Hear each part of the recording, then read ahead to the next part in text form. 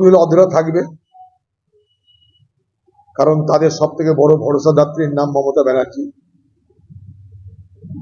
সারা পশ্চিমবঙ্গে যত অন্যায়, অত্যাচার, কুকীর্তি, ধর্ষণ, খুন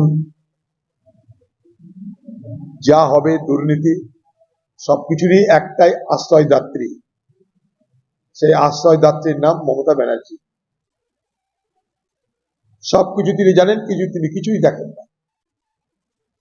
সবকিছু তিনি বোঝেন, কিন্তু কিছুই বোঝেন না। প্রশাসন তার হাতে, তিনি শাসন জানেন না। তিনি নির্বাচন করতে জানেন, নির্বাচনের সময় দাঙ্গা করাতে জানেন, নির্বাচনের সময় সাম্প্রদায়িক বিভাজন করতে জানেন, নির্বাচনের সময় মানুষকে প্রলোভন দিতে জানেন, কিন্তু মানুষের জীবনের মূল সমস্যা সমাধানের কোনো পথ তিনি জানেন না। তাই নির্বাচন হয়, নির্বাচন যায় আসে, কিন্তু বাংলার মানুষের যে মৌলিক সমস্যা, বাংলার সমাজে যে শান্তি, জীবনযাপন করার জন্য যে নিরাপত্তা, যেগুলো সাধারণ মানুষের প্রতিদিনের চাওয়া পাওয়া, প্রতিদিনের চাহিদা, সেটা তিনি মেটাতে পারেন না। দুর্ভাগ্য আমাদের তাই, অপরাধীরা এখানটাই শুধু তৃণমূল হওয়ার সুবাদে সব কিছু বিপদ থেকে তারা মুক্ত, কারণ তাদের মাথার উপরে আশ্রয়দাত্রী পশ্চিমবঙ্গের মুখ্যমন্ত্রী। তৃণমূল পার্টি কি করবে না করবে আমাদের তো জানা নাই, করতে পারে তাদের পার্টির ব্যাপার।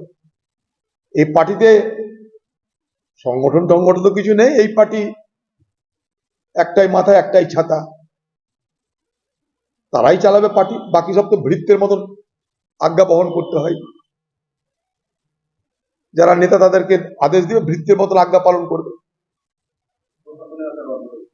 করতে পারে। ভোটের সময় কারা কারা ঠিক মতন মোসাহেবি করেনি, তৃণমূলের কথা উঠা বসা করেনি, সেগুলোকে দেখে দেখে বদলাতে পারে। কারা বেশি করে করে বিরোধীদের উপরে অত্যাচার নামাতে পারবে আগামী দিনে, তার ক্ষেত্র প্রস্তুত করতে পারে, অনেক কিছু করতে পারে। কিন্তু বাংলার ভবিষ্যৎ নিয়ে কোনো আলোচনা নাই। বাংলায় শিল্প নেই কেন, রুটি রুজি নেই কেন, লক্ষ লক্ষ মানুষকে পরিযায়ী শ্রমিক হতে হয় কেন, কৃষকের ফসলের ন্যায্য দাম নেই কেন, বাজারে আবার তেলের দাম বাড়িয়ে আগুন লাগিয়ে দেওয়া হলো, বাজারে আবার স্ট্যাম্প ডিউটির উপর ছাড়ের প্রত্যাহার করে নিয়ে বাজারে আবার জিনিসপত্রের দাম বাড়ানোর ব্যবস্থা করা হলো। উল্টো দিকে মানুষের জীবনে